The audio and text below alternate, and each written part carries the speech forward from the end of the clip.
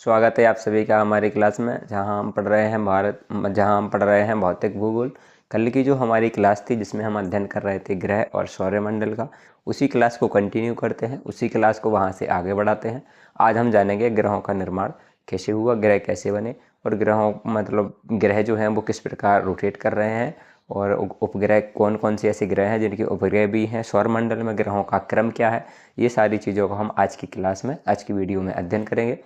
चलिए आ जाते हैं बोर्ड पे और हम आज अध्ययन करना पढ़ना शुरू करते हैं। आ जाते हैं। सबसे पहले हम देखेंगे ग्रह। सबसे पहले हमें देखना है ग्रह। हेडिंग डाल लेते हैं ग्रह, अंग्रेजी में कहते हैं प्लैनेट, अंग्रेजी में कहते हैं प्लैनेट्स। ग्रह क्या होते हैं?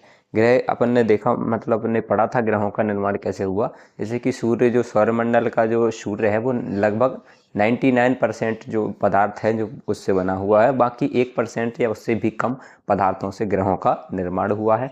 ग्रहों के अंदर खुद की ऊष्मा या प्रकाश नहीं होता है, ये तारे की ऊष्मा और प्रकाश से चमकते हैं या इनमें प्रकाश आता है। ग्रह क्या कहलाते हैं? तो ये एक संस्था है अंतरराष्ट्रीय, एक संस्था है अंतरराष्ट्रीय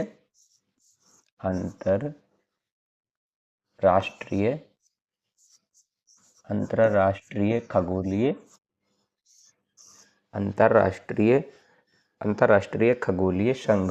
अंतरराष्ट्रीय खगो एक मिनट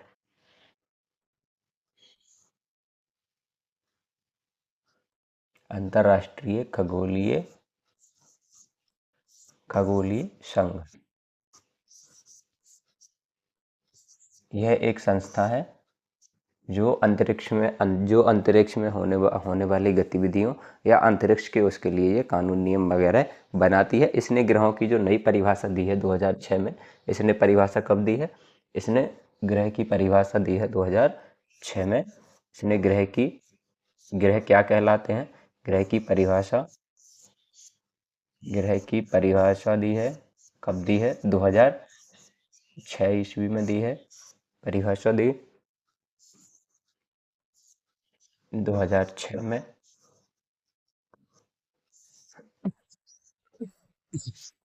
और इस परिभाषा के दौरान उसने ग्रहों की परिभाषा क्या बताई है कि ऐसे खगोलीय पिंड जो एक निश्चित दूरी में, एक निश्चित अपने पथ में सूर्य का चक्कर लगाते हैं या तारे का चक्कर लगाते हैं, वो ग्रह कहलाते हैं। ये ग्रहों में इसमें क्या होना चाहिए? तो ये ग्रह में इतनी गुरुत्वाकर्षण शक्ति होनी चाहिए कि ये जो ग्रह हैं ये अपने आसपास के जो भी छोटे बड़े पिंड हैं, जो उल्कांश वगैरह हैं, उनको अपने आप में समाहित कर लें या फिर अपना उनका जो मार्ग है जिसमें वो सूर्य का चक्कर लगाते हैं, उस मार्ग से बाहर खरीद दें।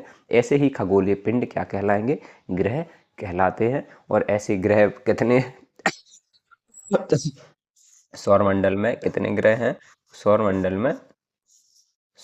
में ऐसे ग्रहों की संख्या जो अपने एक निश्चित मार्ग में सौरमंडल में ग्रहों की अपने एक निश्चित मार्ग में ग्रहों की संख्या अपने एक निश्चित मार्ग में सूर्य का चक्कर लगाते हैं। उनकी खुद की उपग्रह भी हैं।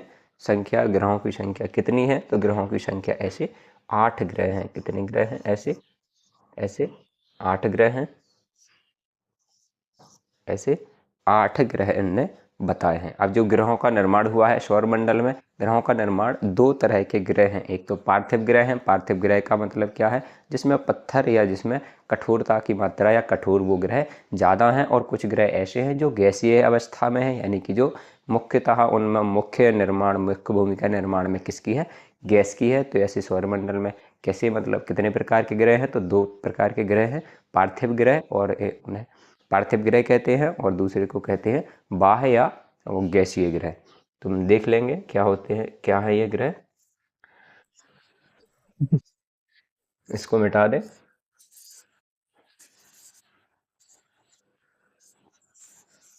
जिसे हम लिख लेंगे यहाँ पे ग्रह। ये ग्रह तो लिखा ही हुआ है। इसके दो भागों को इसके 2 भाग बांट देते हैं, जिन्हें कौन से नाम से जानते हैं? जिसे ऐसे कहते हैं आंतरिक ग्रह। इनको कहते हैं आंतरिक ग्रह।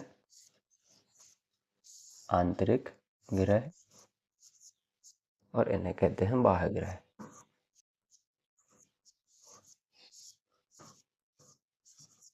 इन्हें कहते हैं बाह्य ग्रह। इन्हें पार्थिव या जोवियन ग्रह भी कहते हैं। आंतरिक ग्रहों में कौन से हैं? तो आंतरिक ग्रह ग्रह वे ग्रह कहलाते हैं जो सूर्य से निकट हैं और ये किससे बने हुए हैं? तो ये पार्थिव ग्रह हैं। इनमें चट्टानों की मात्रा या इनमें कठोर कठोर जो है ये ग्रह ज़्यादा है। इनमें कौन कौन से ग्रह हैं? तो इसमें बुध ग्रह है जो सूर्य के सबसे निकट है, इसमें बुध ग्रह है। बुध के बाद शुक्र ग्रह है, बुध है, बुध ग्रह है, शुक्र ग्रह है, पृथ्वी है और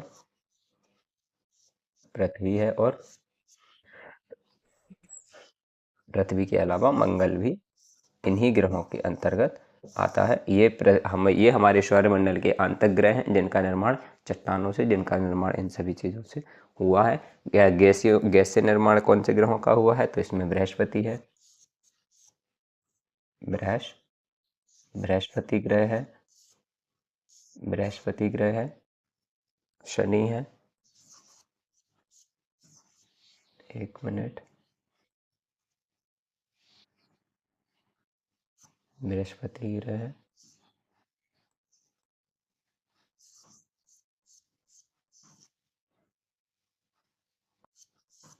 शनि ग्रह है, अरुण और वरुण, अरुण और वरुण। ग्रह कितने प्रकार के? दो। कौन कौन से? पार्थिव ग्रह और नहीं, आंतरिक ग्रह और बाह्य ग्रह। जिन्हें आंतरिक ग्रह को इन्हीं को बोलते हैं पार्थिव ग्रह, इनको पार्थिव ग्रह बोलते हैं, इन्हें पार्थिव ग्रह बोलते हैं। और इसको बोलते हैं जोवियन ग्रह। क्या बोलते हैं? जोवियन, पार्थिव और जोवियन ग्रह बोल देते हैं। अब इनको आगे पढ़ते हैं। सूर्य से बढ़ते क्रम में इनकी दूरी क्या है? तो चित्र बना लेते हैं हम सूर्य का। सूर्य से बढ़ते बढ़ते क्रम में इन 8 ग्रहों की पोजीशन कहाँ है, कहाँ पे ये 8 ग्रह हैं, उसके बारे में देख लेते हैं। चलिए, जैसे कि हमने यहाँ बना लिया, ये हमारा सन है। इससे बढ़ते हुए क्रम में हम इन ग्रहों को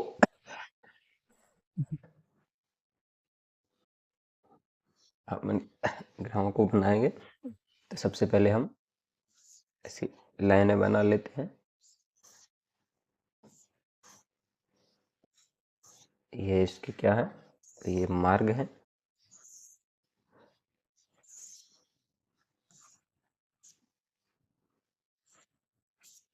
देख लेते हैं। जैसे कि यहाँ सबसे नज़दीक है, जो सूर्य के सबसे नज़दीक ग्रह है वो बुध ग्रह है। इसे क्या कहते हैं? ये बुध ग्रह है।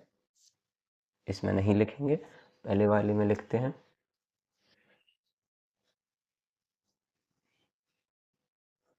ये कौन सा ग्रह है? ये बुध ग्रह है।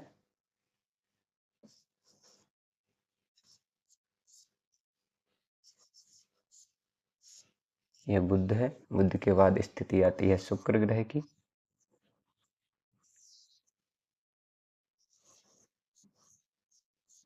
ये शुक्र ग्रह है। शुक्र के बाद आता है पृथ्वी। यहाँ आता है पृथ्वी।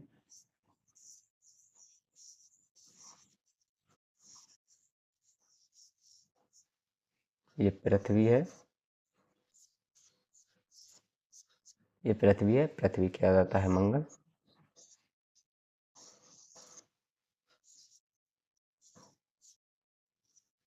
ये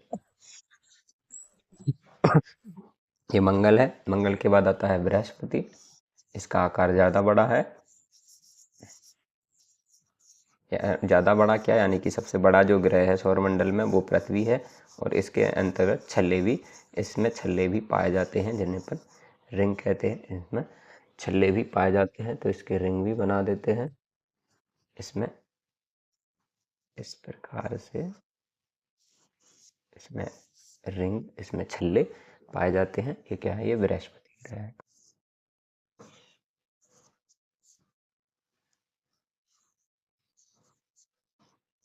ये बृहस्पति है।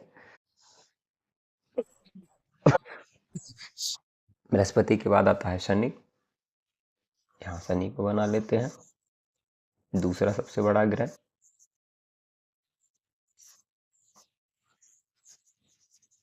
ये कौन सा ग्रह है? तो ये शनि ग्रह है, ये शनि है। उसके बाद आता है अरुण और वरुण। कितने हो गए? 1 2 3 4 5 6 7 पे अरुण है और 6 वरुण है।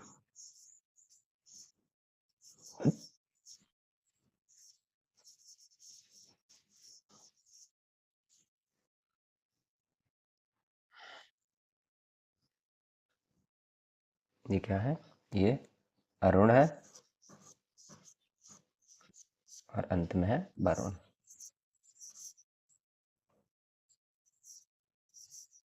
इसमें बनाने में थोड़ा टाइम लग रहा है। ये वरुण है।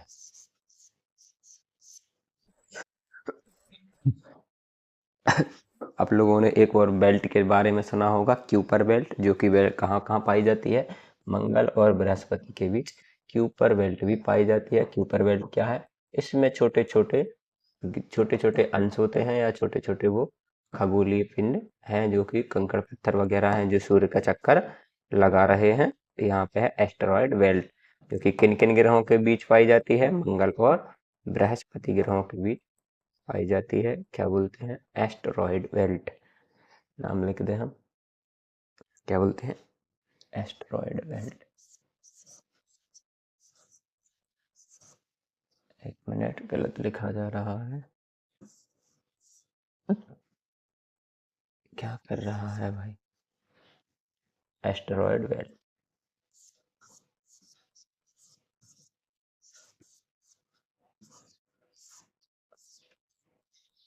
एस्टेरॉयड बेल्ट जिसे कहते हैं क्षुद्र ग्रह पट्टी। क्या बोलते हैं? क्षुद्र ग्रह पट्टी बोलते हैं। उसके बाद यहाँ पे एक और बेल्ट पाई जाती है।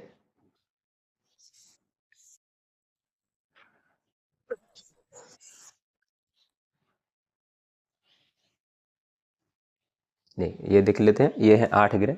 ये जो बुध है, बुध ग्रह, शुक्र ग्रह, पृथ्वी और मंगल, ये आंतरिक ग्रह कहलाते हैं। आंतरिक ग्रह कहलाते हैं, जिन्हें पार्थिव ग्रह भी बोलते हैं। पार्थिव ग्रह वो क्यों बोलते हैं? इन ग्रहों के निर्माण में या इन ग्रहों के अंतर्गत, इन ग्रहों में चट्टान ज़्यादा पाई जाती है। इन ग्रहों की और संरचना के अंतर्गत चट्टानों की मात्रा ज़्यादा है, इसलिए इन्हें क्या बोलते हैं? इन्हें क्या बोलते हैं? पार्थिव ग्रह या आंतरिक ग्रह। इन्हें, इन चारों ग्रहों को बोलते हैं आंतरिक ग्रह। और ये जो चार हैं, बृहस्पति, शनि और अरुण वरुण, ये कहलाते हैं बाह्य ग्रह। ये बाह्य ग्रह कहलाते हैं। ये सूर्य से काफ़ी दूर है, सूर्य से इनकी निकटता नहीं है, इसीलिए इन्हें बाह्य ग्रह कहलाते हैं। ये कैसे ग्रह हैं? तो ये गैसीय ग्रह हैं।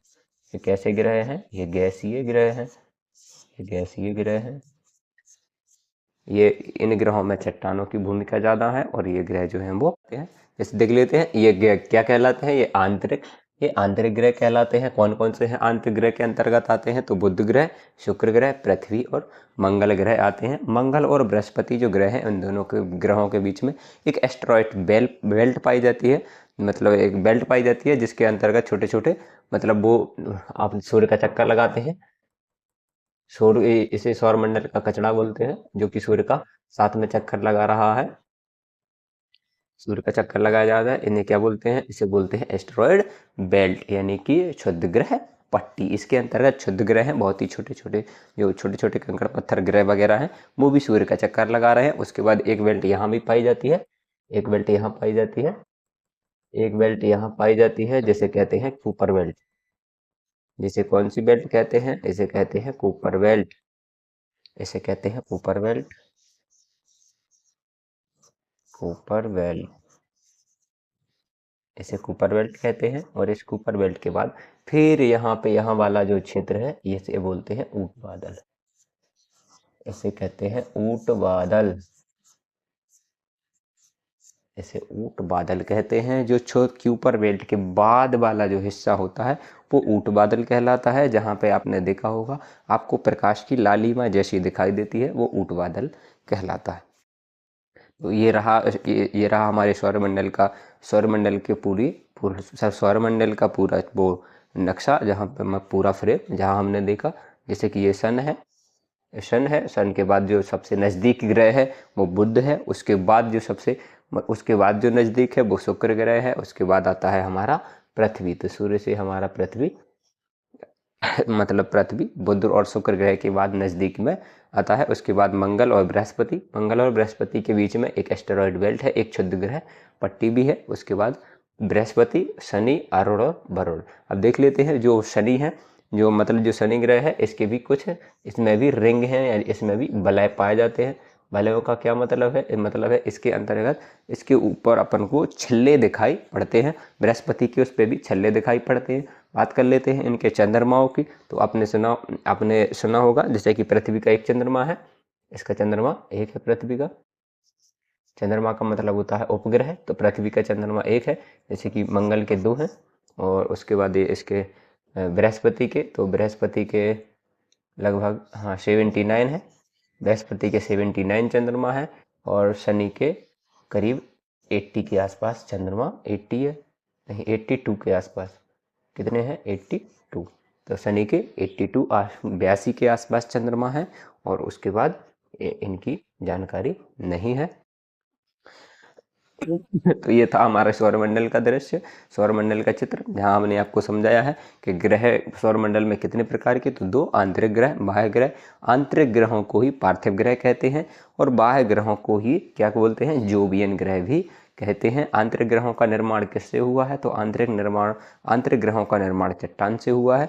बाह्य ग्रहों का निर्माण किससे हुआ है? बाह्य ग्रहों का निर्माण गैस से हुआ है, या जो बाह्य ग्रह हैं वो गैसीय ग्रह भी कहलाते हैं। हमने देखा इनके चंद्रमाओं के बारे में, जैसे पृथ्वी का सिर्फ एक चंद्रमा है। चंद्रमा का मतलब है उपग्रह। उपग्रह का मतलब क्या होता है? ऐसे खगोलीय पिंड जो किसी तारे का चक्कर नहीं लगाते, किसी ग्रह का चक्कर लगाते हैं। जैसे कि चंद्रमा पृथ्वी का चक्कर लगाता है तो वो पृथ्वी का उपग्रह कहलाता है, उन्हें क्या बोलते हैं? उपग्रह कहते हैं। तो पृथ्वी का एक उपग्रह है, मंगल के दो उपग्रह हैं। और उसके बाद हमने देखा कि बृहस्पति जो है उसके बृहस्पति के 79 के आसपास उपग्रह हैं। और उसके बाद शनि के सबसे ज़्यादा उपग्रह हैं, शनि के लगभग 82 उपग्रह के आसपास है। अरुण और वरुण की जानकारी नहीं है, मुझे नहीं है, किताब में हो सकता है। चलिए आगे बढ़ जाते हैं। अब ये हमने देख लिया, इससे पहले इसके बाद हम देखना शुरू करेंगे, एक एक ग्रह के बारे में हम पढ़ना शुरू करेंगे। तो सबसे पहले हम आ जाएंगे अपने सबसे सूर्य के सबसे नज़दीक वाले ग्रह पे, बुध के बारे में पढ़ेंगे। इसकी स्थिति कैसी है, कितने दिन में सूर्य का चक्कर लगाता है, ये सारा इसके बारे में आज की क्लास में हम ये भी सब देख लेते हैं। तो कुछ पॉइंट लिख लेते हैं। पॉइंटों में क्या है, जैसे कि यहाँ एक पॉइंट लिखते हैं, ये सूर्य से सबसे निकट ग्रह है।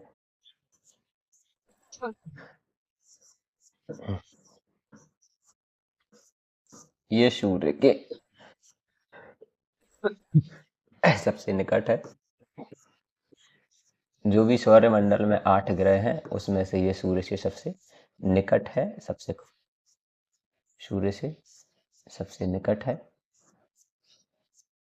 ये सूर्य से सबसे निकट है। या सूर्य की परिक्रमा कितने दिन में कर लेता है? ये सूर्य की परिक्रमा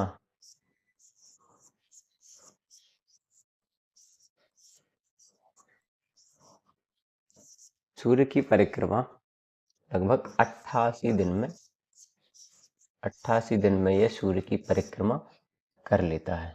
इसकी स्पीड स्लो है, मतलब कि ये ज़्यादा फास्ट नहीं चलता है। इसकी चाल क्या रहती है? तो यह 48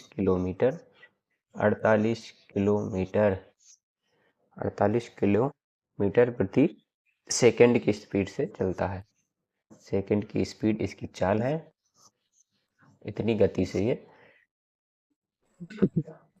चलता है। यहाँ पे जो दिन है वो अत्यधिक, यहाँ पे क्या है, यहाँ बुध ग्रह पे जो दिन होता है वो अत्यधिक गर्म हो जाता है। दिन जो है यहाँ के अत्यधिक गर्म होते हैं। अत्यधिक अत्यधिक गर्म होते हैं और रातों रातों में यहाँ पे माइनस टेम्परेचर चला जाता है और बर्फ़ जम जाती है।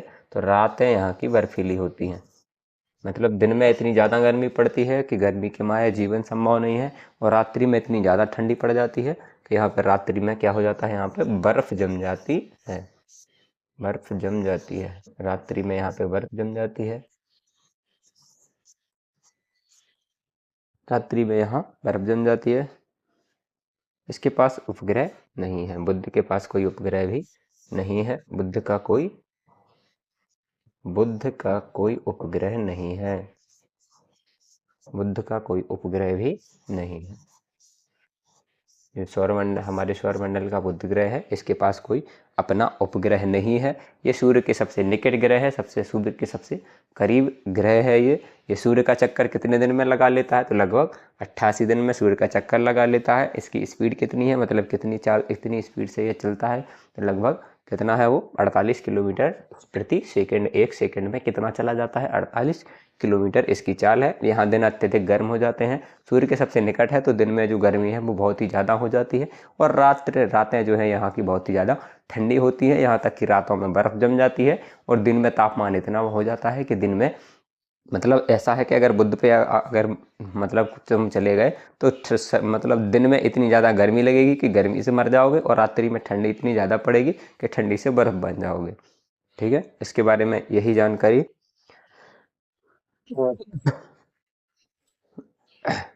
और यहाँ पे एक बात और, इसकी खास बात जो कि रह गई है उसे भी हम लिख देते हैं। यहाँ पे वायुमंडल का अभाव है, मतलब कि बुध के पास कोई वायुमंडल नहीं है। यहाँ क्या है, वायुमंडल का अभाव, वायुमंडल का अभाव है। वायुमंडल का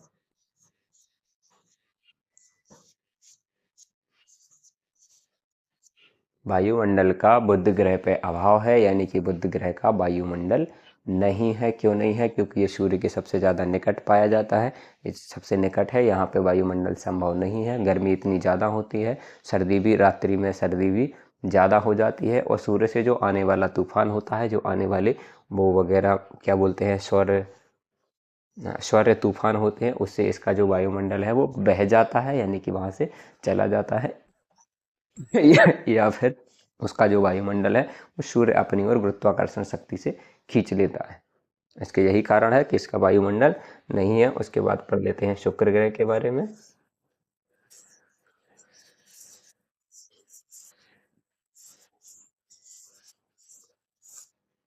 एक लाइन और बना लेते हैं, बना लेते हैं यहाँ पे शुक्र ग्रह। इसके बारे में पढ़ते हैं, इसकी खास बातें क्या है। शुक्र ग्रह की खास बातें क्या है, ये पृथ्वी का, मैंने देखा था तीसरे नंबर पे, तो शुक्र ग्रह जो है वो शुक्र ग्रह पृथ्वी के सबसे नजदीक ग्रह है। पृथ्वी के सबसे पृथ्वी के सबसे नजदीक ग्रह है ये।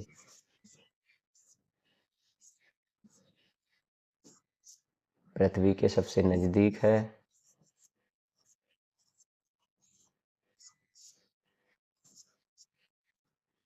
ये पृथ्वी के सबसे नजदीक है। अगर आपको पृथ्वी से देखना हो तो ये सुबह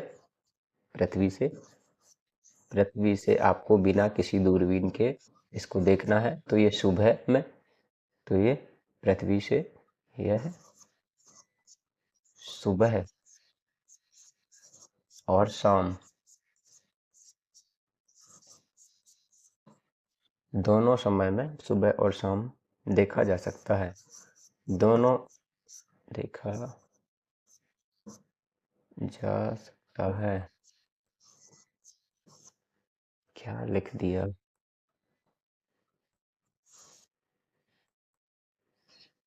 देखा जा सकता है, यानी कि इसे मॉर्निंग और इवनिंग देखा जा सकता है, यानी कि इसे मॉर्निंग और इवनिंग स्टार भी कहते हैं। ये पृथ्वी से सुबह भी दिखाई देता है, शाम को भी दिखाई दे जाता है अपनी नग्न आंखों से, कोई दूरबीन की ज़रूरत नहीं है। इसे पृथ्वी की क्या बोलते हैं, इसे इसे कहते हैं, इसे हमारा जो पृथ्वी ग्रह है, हम इसे पृथ्वी की बहन बुलाते हैं, पृथ्वी की बहन बोल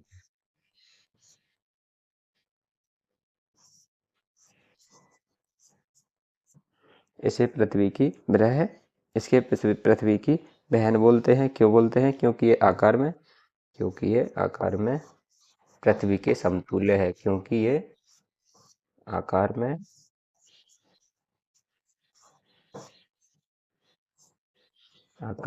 पृथ्वी के समतुल्य है,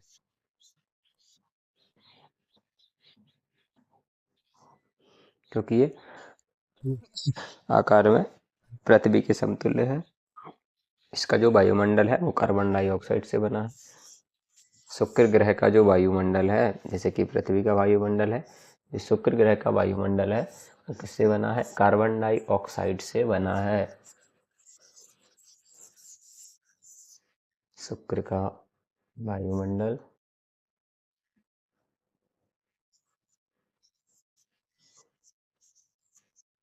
शुक्र ग्रह का वायुमंडल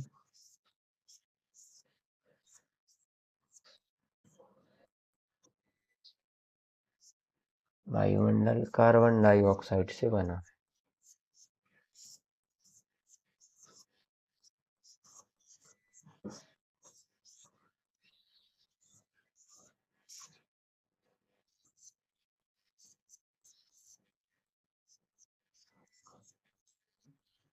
शुक्र का जो वायुमंडल है वो कार्बन डाइऑक्साइड से बना हुआ है।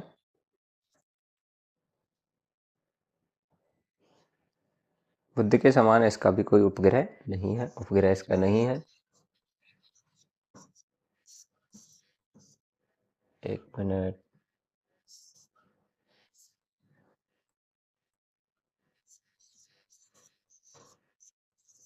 बुध की तरह ही इसका कोई उपग्रह नहीं है। इसका परिक्रमा, इस मैंने की है सूर्य की परिक्रमा कितने दिन में करता है? तो ये कितने दिन में परिक्रमा सूर्य की परिक्रमा में लेता है ये 243, सूर्य की परिक्रमा में ये लेता है 225 दिन। सूर्य की परिक्रमा करता है 225 दिन में। सूर्य की परिक्रमा 225 दिन में लेता है। अन्य ग्रहों की अपेक्षा सर्वाधिक इस पे क्या होता है? इस पे अन्य ग्रहों की अपेक्षा